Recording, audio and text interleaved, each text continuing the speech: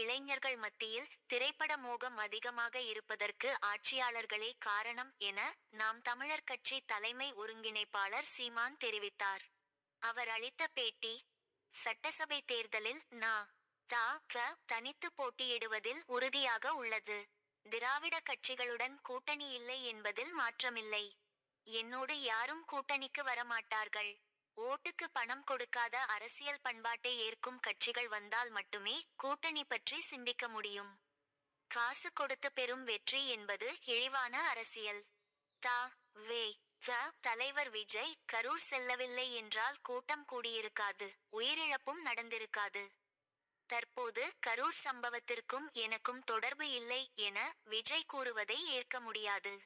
தெரியாமல் நடந்துவிட்டது, அதற்கு நானும் பொறுப்பாகிவிட்டேன் என மன்னிப்பு கேட்டிருந்தால் முடிந்திருக்கும்.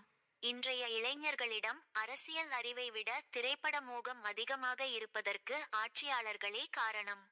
கல்வி நிறுவனங்களில் அரசியல் பேச தடை விதித்துவிட்டு சினிமா நட்சத்திரங்களுக்கு கூடுதல் முக்கியத்துவம் கொடுப்பது சமூக சீர்கேடு. மாநில உரிமை பேசும் அந்த மாநில உரிமையை பறித்த காங்கிரசுடன் கூட்டணி வைத்துள்ளது.